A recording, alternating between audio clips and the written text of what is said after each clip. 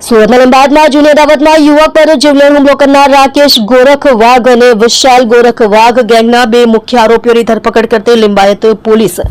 સુરત શહેરના લીંબાયત વિસ્તારમાં તાજેતરમાં ગોરખ વાઘના માથાભારે તત્વોએ મચાવેલા આતંક મામલે પોલીસે કડક કાર્યવાહી કરી છે. જૂની અદાવતમાં એક યુવક પર જીવલેણ હુમલો કરનાર ગેંગના બે મુખ્ય આરોપીઓની રાકેશ ગોરખ વાઘ, વિશાલ ગોરખ વાઘની પોલીસે ધરપકડ કર્યા બાદ આ વિસ્તારમાં કાયદો અને વ્યવસ્થાનો સંદેશ આપવા માટે તેમનું જાહેરમાં સરઘસ કાઢવામાં આવ્યું હતું.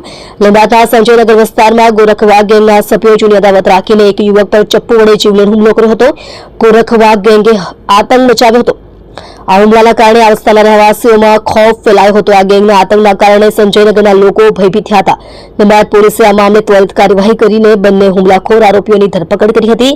કાયદાનો ડર પેદા કરવા અને આરોપીઓની ગુંડાગીરીનો અંત લાવવાના હેતુથી પોલીસે બંને આરોપીઓને ઘટનાસ્થળે લઈ જઈને જાહેરમાં સરઘસ કાઢ્યું હતું. પોલીસે તેમની પાસેથી ઘટનાનું રિકન્સ્ટ્રક્શન પણ કરાવ્યું હતું.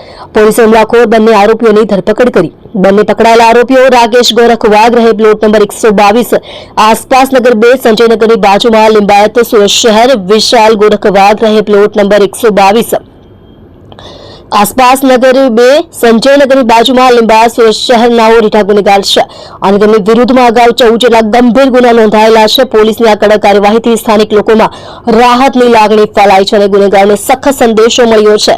પોલીસે હાલમાં આ મામલે વધુ તપાસ હાથ ધરી છે.